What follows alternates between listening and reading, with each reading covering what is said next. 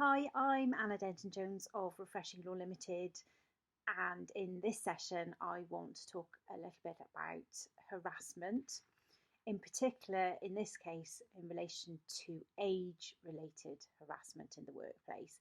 Now, in recent years, we've been quite heavily focused with the Me Too campaign on sex-related harassment in the workplace, and with the Black Lives Matter movement taking a lot of attention this year, that's perhaps led us to neglect other areas of harassment in the workplace. It's not to undermine the need to focus on either of those two issues, but we need to make sure that we don't forget that harassment can be broader than those two issues.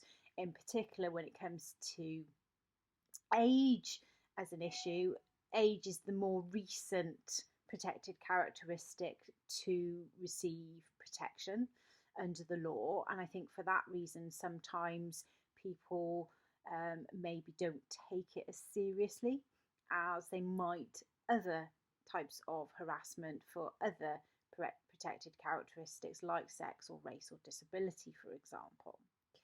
The particular case that I'm thinking about involved a lady who was 57 who took on a new role. So she was on a probation period, and she actually failed her probationary period for making lots of mistakes in the role and not getting to grips with dealing with the paperwork that she had to process as part of her job.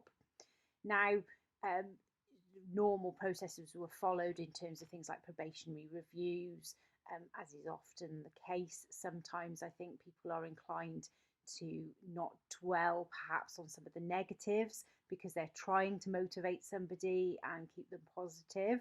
So the employer perhaps could be criticised for not spelling out enough where she was going wrong.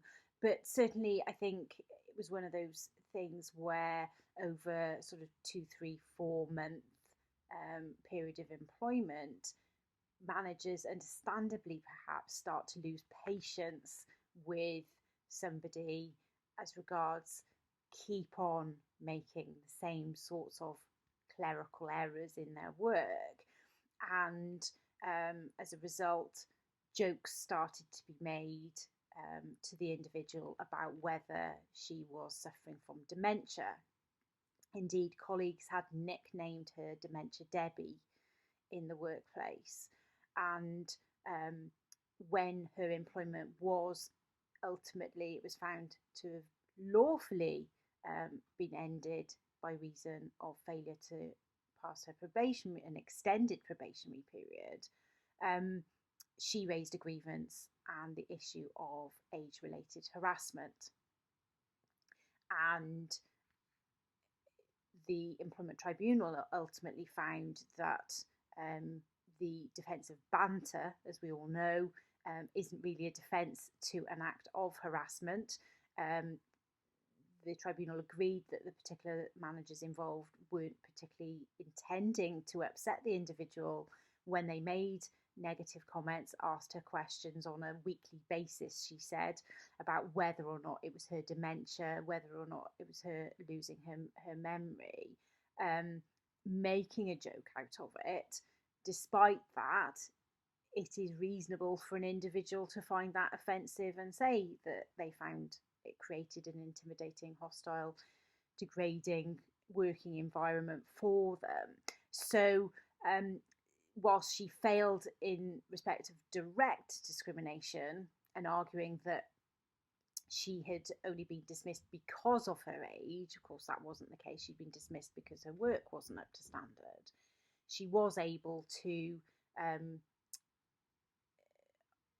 establish that she had been harassed, and the tribunal ordered her £900 worth of compensation and another £100 or so worth of interest on that award, because of course interest can be awarded on compensation for injury to feelings and discrimination awards, unlike, for example, unfair dismissal compensation.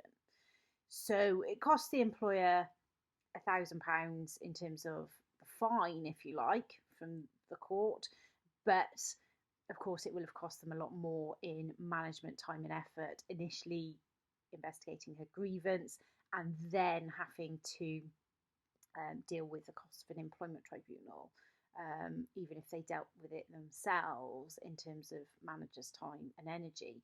So, lessons to be learned, really, I think, in terms of educating people in the workplace that comments can be offensive to other people, that perhaps topics that aren't perhaps viewed by everybody as a danger zone, such as age, certainly can be, and the need to refrain from that kind of banter in the workplace.